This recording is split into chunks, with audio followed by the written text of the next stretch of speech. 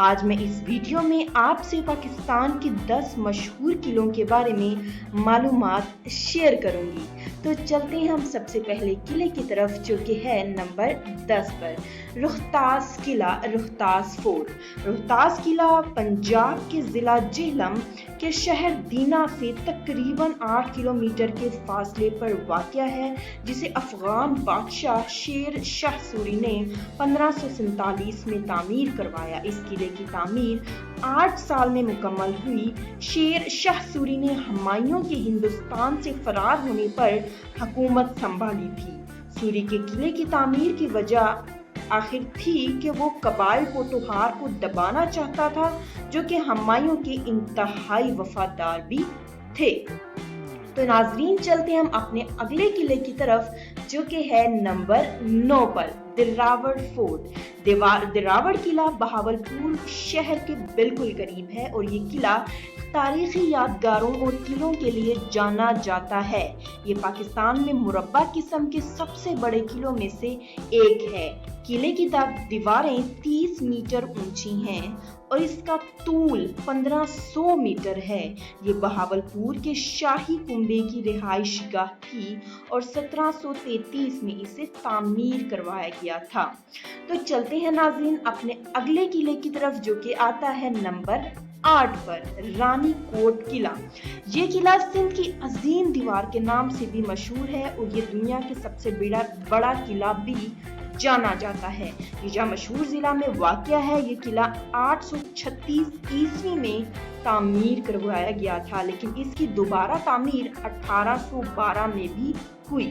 قلعے کے اطراف کا موازنہ چین کی عظیم دیوار سے بھی کیا جاتا ہے۔ تو ناظرین، چلتے ہیں ہم اپنے اگلے قلعے کی طرف، جو کہ آتا ہے نمبر 7 پر لاہور قلعہ، جس کو ہم شاہی قلعہ بھی کہتے ہیں۔ یہ لاہور کے قلب میں واقع ہے، جو مغل سلطنت کی تعمیر میں رونق کی نشاندہی بھی کرواتا ہے۔ یہ مغل شاہی خاندان کے شہنشاہ اکبر نے تعمیر کروایا اور اب بھی وہاں پر انتہائی عمدہ حالت میں موجود ہے۔ تو ناظرین، چلتے ہیں ہم اپنے اگلے کی طرف، بالا حصار قلعہ کی طرف۔ بالا حصار قلعہ پشاور شہر کے بالکل قریب موجود ہے، جو کہ 19ویں صدی میں افغان بادشاہوں کے باشندوں نے بنایا، لیکن اس جنگ کے اوقات میں اس کو اچھے اور برے وقت دونوں دیکھنے کو ملے، جس کے نتیجے میں یہ قلعہ بہت زیادہ تباہ و برباد بھی ہوا، لیکن اب بھی کچھ معقول اور مناسب حالت میں وہاں پر محفوظ ہے۔ تو ناظرین، چلتے ہم اپنے اگلے قلعے کی طرف، جو کہ ہے ریڈ فورٹ یا لال قلعہ، اور اس کو ہم ایک اور نام سے بھی جانتے ہیں، جس کا نام ہے مظفرآباد قلعہ۔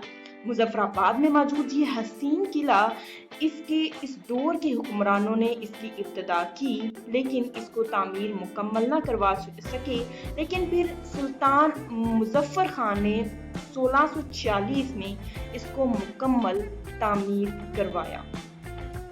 تو ناظرین، چلتے ہیں اپنے اگلے قلعے کی طرف، جو کہ ہے التت قلعہ۔ التت قلعہ قدیم قلعہ ہے جو خوبصورت وادی حنزہ میں موجود ہے۔ خوبصورت ترین وادی حنزہ اس کو اپنے اندر سموئے ہوئے اور یہ تاریخ کا کولاج فطرت کے ساتھ آنے والوں کی ایک حیرت انگیز جادو پیدا کرتا ہے۔ ریاست حنزہ کے حکمرانوں نے تقریباً 1100 سال قبل اپنی نجی رہائش گاہ کے لیے اس کو اپنے لیے تعمیر کروایا تھا۔ تو ناظرین، چلتے ہیں ہم اپنے اگلے قلعے کی طرف، جو کہ نمبر 3 پر آتا ہے بلتت قلعہ۔ بلتت قلعہ ایک اور قدیم قلعہ ہے، جو کہ بالکل التت قلعہ کے قریب موجود ہے اور یہ 700 سال پرانا قلعہ ہے اور اس کی تبدیلی اور تعمیر کا کام صدیوں میں ہوا ہے، اور اب بھی آپ اس کی کچھ اندرونی تصاویر دیکھ سکتے ہیں جو اب بھی یہاں پر محفوظ ہیں، تاکہ ہم اپنے آثار قدیمہ کو وہاں پر محفوظ کر سکیں اور بعد میں بھی دیکھ سکیں۔ تو ناظرین، چلتے ہم اپنے اگلے قلعے کی طرف، جو کہ نمبر 2 پر آتا ہے स्कर्दू किला या स्कर्दू फोर्ट। ये किला खमरचू भी का इसको किला खमरचू भी कहते हैं, जिसका मतलब है किलों का बादशाह। ये स्कर्दू वादी में मौजूद है और इस स्कर्दू के बादशाह की शाही रिहाइश गाह थी।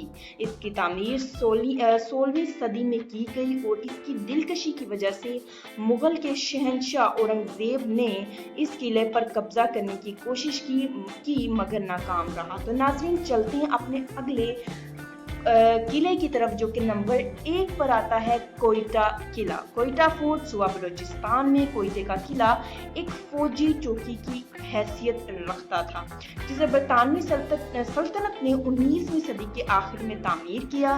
इसकी तारीख, मुताबिकत और मासूम खूबसूरती इसको पाकिस्तान के बेहतरीन किलों में से एक बनाती है। वीडियो देखने का शुक्रिया और अच्छी वीडियो के लिए हमारा चैनल सब्सक्राइब करें। अगर आपको ये वीडियो पसंद आई तो लाइक और शेयर ज़रूर करें और अपनी राय कमेंट्स में ज़रूर दें। अल्लाह हाफ़िज़।